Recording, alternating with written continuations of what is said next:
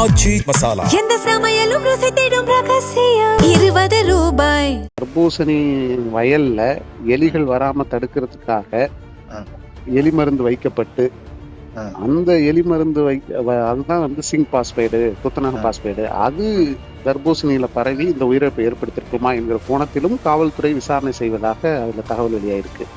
அப்படி உயிரிழப்பை ஏற்படுத்துமா? தர்பூசணி பழம் விளையக்கூடிய காடுகள்ல, வயல்கள்ல எலி கண்ட்ரோல் பண்றதுக்கு விவசாயத்துறை பல்வேறு வழிகள் விவசாயிகளுக்கு கற்றுக் கொடுத்திருக்கின்றது.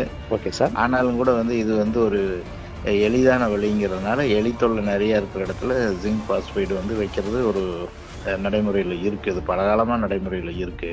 Okay sir. ஆனா அந்த பழத்துல அதனுடைய கான்சன்ட்ரேஷன் ஒரு உயிரை எடுக்கக்கூடிய அளவுக்கு அந்த கான்சன்ட்ரேஷன் இருக்காதுங்க. எப்பவுமே ரெசிடியூஸ்னு சொல்லக்கூடிய அந்த மினிமம் குவான்டிட்டி தான் அதுல இருக்கும். பிரியாணி சாப்பிட்டு விட்டு இரவில் தர்பூசணி சாப்பிட்டதை தொடர்ந்து தாய், தந்தை, 2 மகள்கள் என ஒரே குடும்பத்தை சேர்ந்த 4 பேர் உயிரிழந்த நாட்டையே உலுக்கிய சம்பவத்தில் தடயவியல் பரிசோதனையின் ஃபைனல் ரிப்போர்ட் வெளியாகி அதிர்ச்சியையும் பரபரப்பையும் ஏற்படுத்தியிருக்கிறது.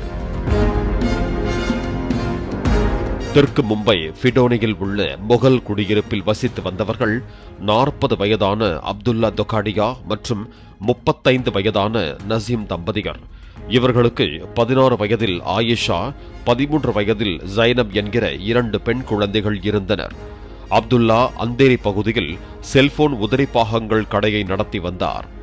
2026 ஏப்ரல் 26ஆம் தேதி ஞாயிற்றுக்கிழமையன்று தெற்கு மும்பையின் பெண்டி பஜார் பகுதியில் உள்ள பைதோனியில் இருந்த அவர்களது வீட்டில் அப்துல்லா டொகாடியா, அவரது மனைவி நசீம் மற்றும் அவர்களது மகள்கள் உடல்நலக்குறைவு ஏற்பட்டு மருத்துவமனையில் சிகிச்சைக்கு அட்மிட் ஆகி அடுத்தடுத்து பரிதாபமாக உயிரிழந்தனர். இதனைத் தொடர்ந்து நடத்தப்பட்ட விசாரணையில் உயிரிழப்புக்கு முந்தைய நாளான ஏப்ரல் 25ஆம் தேதி சனிக்கிழமை இரவு அப்துல்லாவின் சகோதரர் மற்றும் சகோதரி உட்பட 5 உறவினர்களையும் தங்கள் வீட்டிற்கு அவர்கள் விருந்துக்கு அழைத்திருந்தனர். இதனைத் தொடர்ந்து அவர்கள் 9 பேரும் இரவு சுமார் 10:30 மணியளவில் பிரியாணி சாப்பிட்டிருக்கிறார்கள்.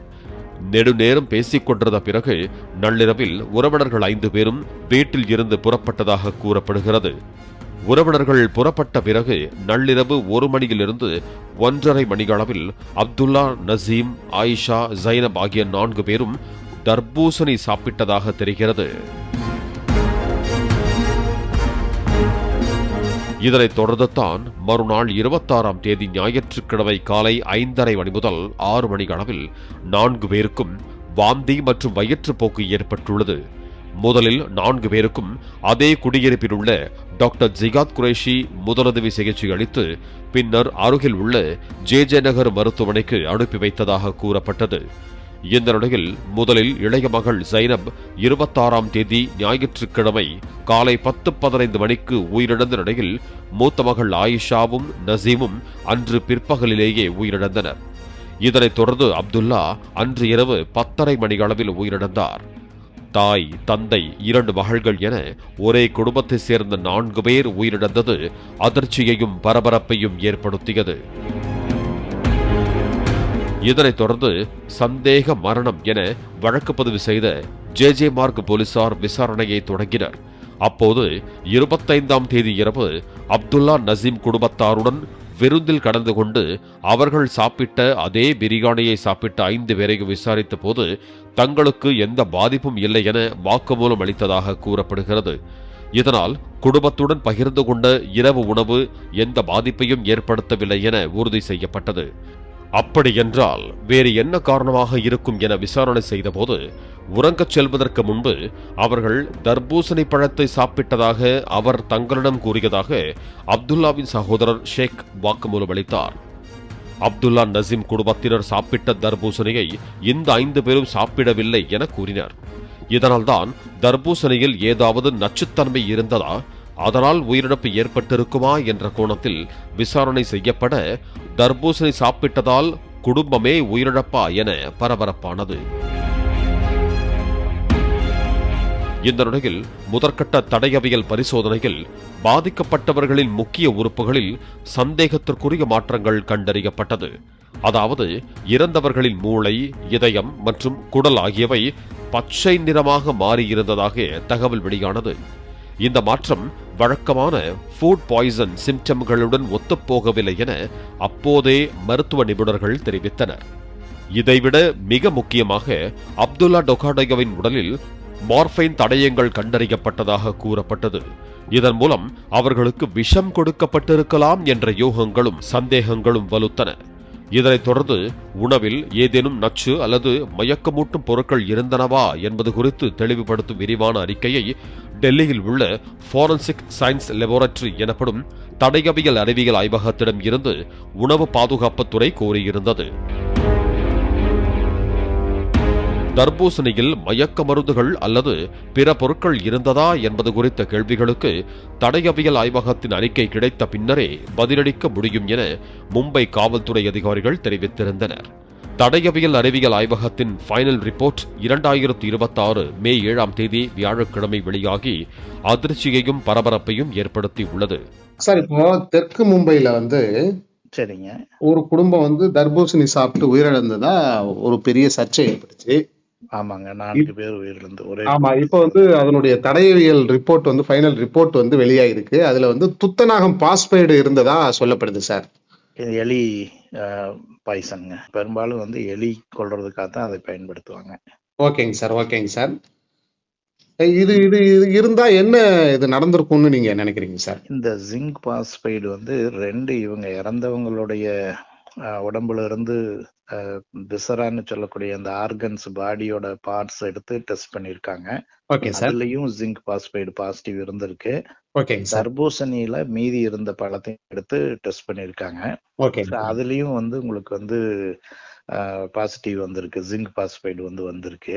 ஓகேங்க சார். 2லயுமே வந்திருக்கும் பொழுது அதே மாதிரி இப்ப இது எதேச்சையாக ஒரு ஆக்சிடென்டலா கலந்திருக்கிறதுக்கான வாய்ப்பு இல்லை. ஏன்னா தர்பூசணி பழம் முழுமையா கவர் பண்ண ஒரு நல்ல கெட்டியான தோல் இருக்கக்கூடிய ஒரு பழத்துல இது கலந்திருக்கிறதுக்கு வாய்ப்பு இல்லை.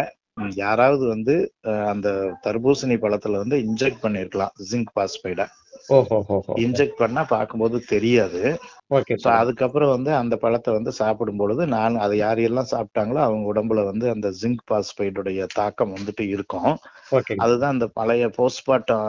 ஆமா சார், ஏற்கனவே அப்துல்லா அவங்களுடைய மனைவி 2 பெண் குழந்தைகளோட உடல்ல மூளை, இதயம், குடல் பச்சை நிறமா மாறி இருந்தது அப்படின்னு ஒரு ரிப்போர்ட் ஏற்கனவே சொல்லப்பட்டிருக்கு. அந்த ஜிங்க் பாஸ்பைடு பச்சை நிறமா அது அட்மாஸ்பியருக்கு நம்ம காற்று மண்டலத்துக்கு அது எக்ஸ்போஸ் ஆகும் பொழுது அந்த காற்றோட அது ரியாக்ட் ஆகி போஸ்ட்மார்ட்டத்தப்போ அது பாடி பார்ட்ஸ் பச்சை கலர்ல மாறிடும். இது குறித்து மும்பை காவல் துணை ஆணையர் பிரவீன் முண்டே கூறும்போது, ஒரே குடும்பத்தை சேர்ந்த 4 பேர் உயிரிழந்த சம்பவம் தொடர்பாக தடயவியல் அறிவியல் ஆய்வகம் தங்களுக்கு அறிக்கை அளித்துள்ளது.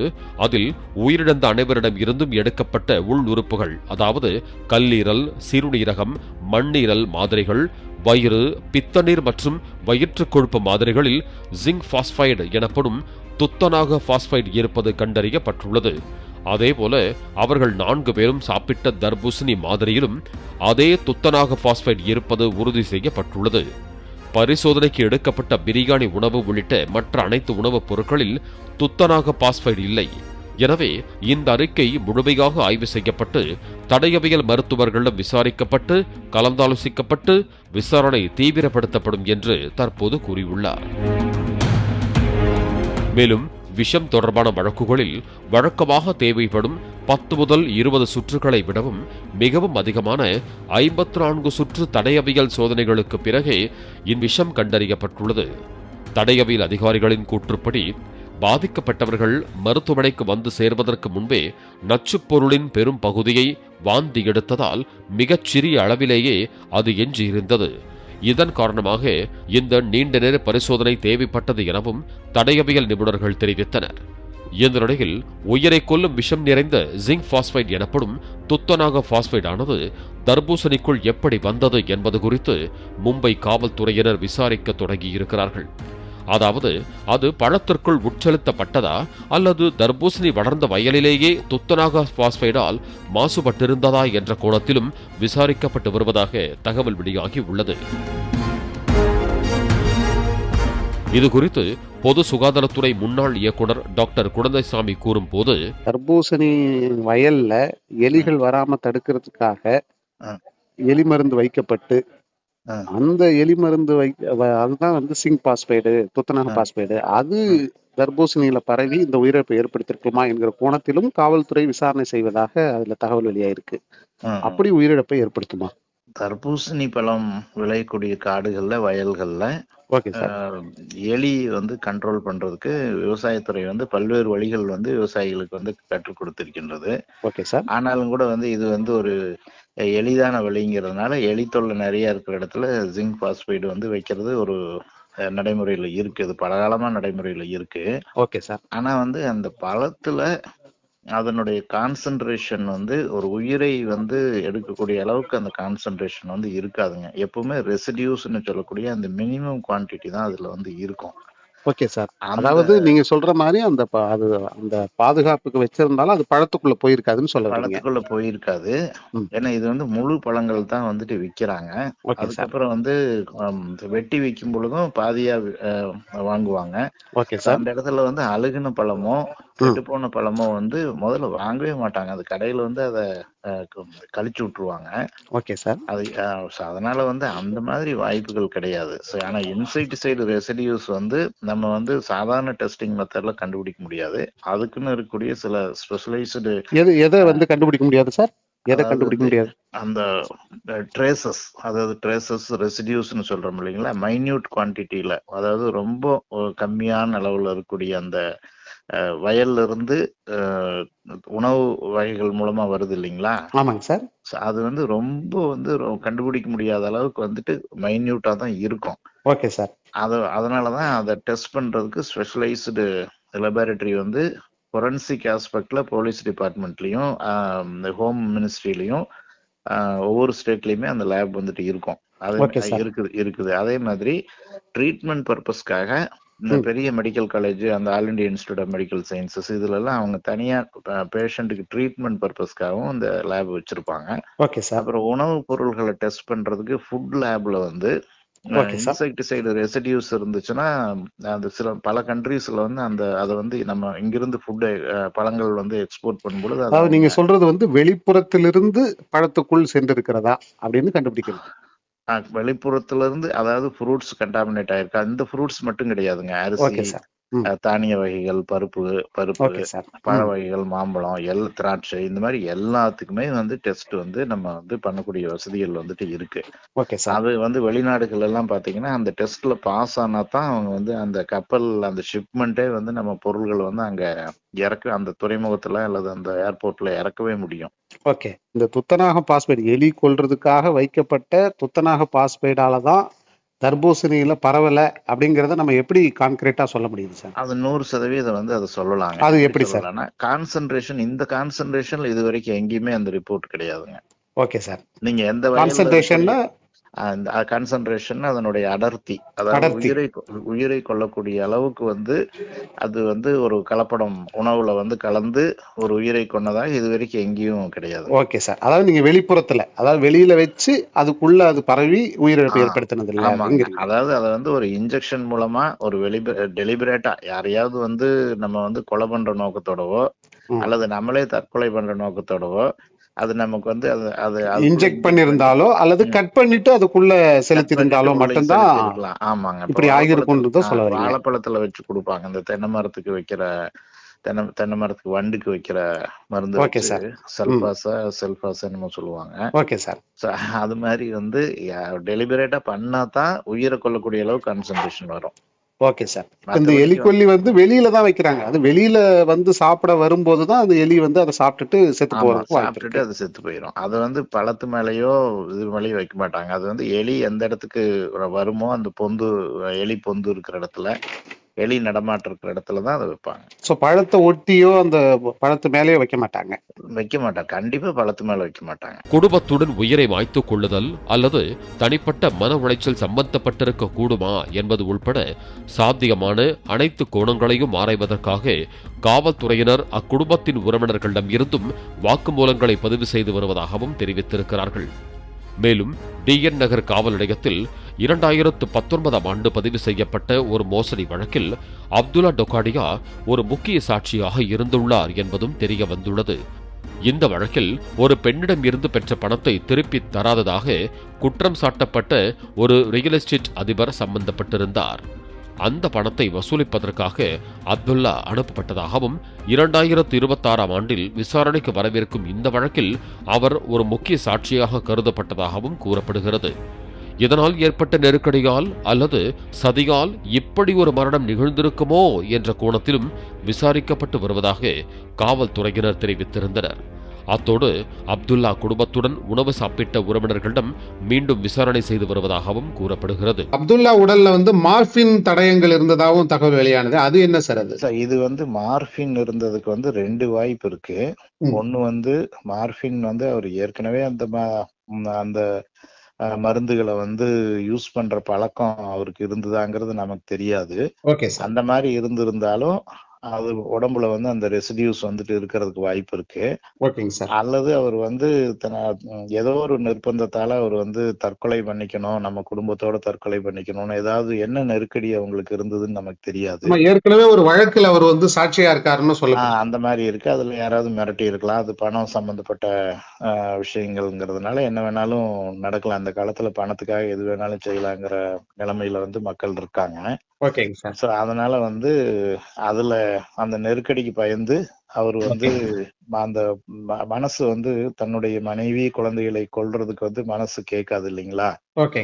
அதனால அந்த மருந்து அதை யூஸ் பண்ணிட்டு மார்பின் சாப்பிட்டு அந்த மார்பினோட இன்ஃபுளுன்ஸ்ல இருக்கும்போது உங்களுக்கு அந்த மனசை கல்லாக்கிட்டு அந்த விஷத்தை கொடுத்துருக்கலாம். அல்லது இதையும் தாண்டி வேற யாராவது கொடுத்திருக்கிறாங்கிற கோணத்தையும் நம்ம அவ்வளவு நம்ம எளிதாக எடுத்துக்கொள்ள முடியாது. 2 பாசிபிலிட்டி தான் இருக்கு. இந்த மார்பின் உடம்புல இருந்தது, இதுல ஜிங்க் பாஸ்பைடு இருந்தது, அதுவும் தர்பூசணியில இருந்தது அப்படின்னு சொல்லும் பொழுது தற்கொலை குடும்பத்துடன் தற்கொலைங்கிற ஒரு சோக நிகழ்வா இருக்கிறதுக்கான வாய்ப்பு அதிகமா இருக்கு.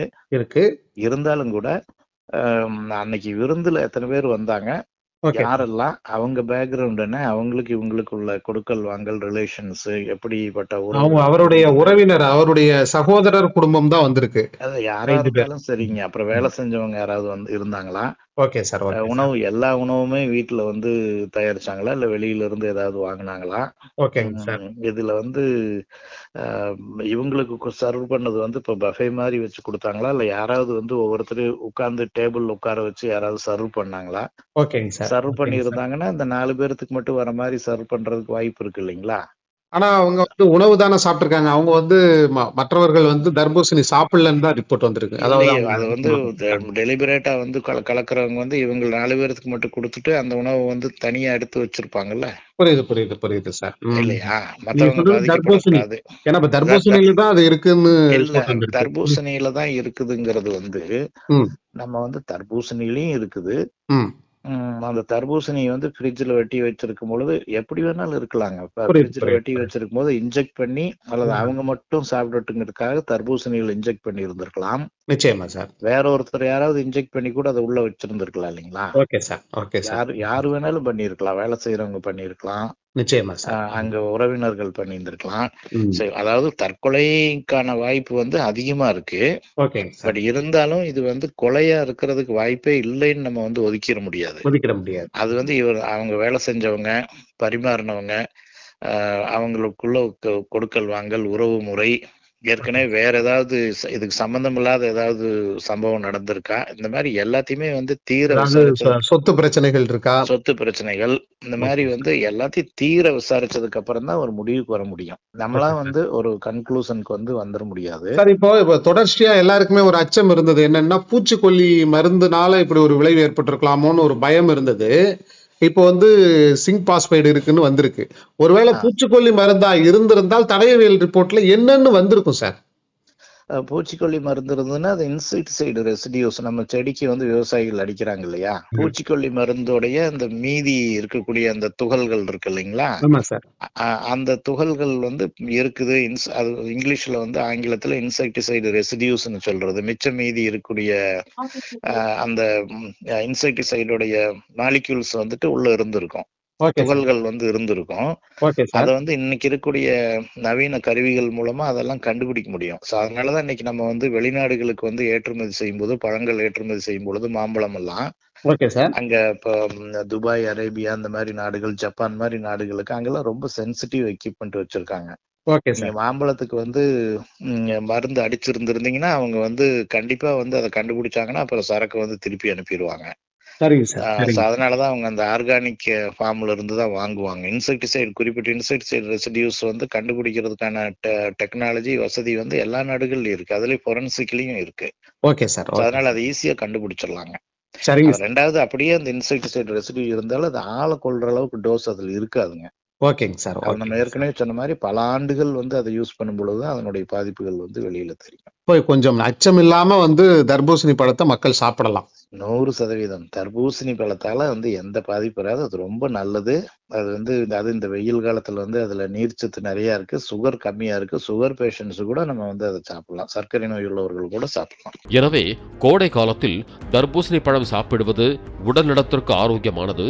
தர்பூசணி பழம் சாப்பிட்டதால் இது போன்ற உயிரிழப்புகள் எங்கும் பதிவாகவில்லை. ஆகவே அச்சப்பட தேவையில்லை எனவும் மருத்துவர்கள் கூறியிருக்கும் நிலையில், ஒரே குடும்பத்தை சேர்ந்த 4 பேர் உயிரிழப்புக்கு வேறு ஏதேனும் குடும்ப பிரச்சனைகள் காரணமாக இருந்ததா, அல்லது கடன் பிரச்சனைகள் இருந்ததா, சொத்து பிரச்சனைகள் இருந்ததா, அவர்களே உயிரை மாய்த்து கொண்டார்களா, அல்லது வேறு யாராவது தர்பூசணியில் விஷம் வைத்து கொன்றார்களா என்ற பல்வேறு கோணத்திலும் விசாரிக்கப்பட்டு வருவதாக தகவல் வெளியாகி உள்ளது. எந்த சமையலும் ருசி தேடும் ரகசியம் 20 ரூபாய். பிளே ஸ்டோர் மற்றும் ஆப் ஸ்டோரில் இருந்து பாலிமர் செயலியை QR கோடு மூலம் பதிவிறக்கம் செய்யுங்கள். செய்திகளை உடனுக்குடன் பெறுங்கள்.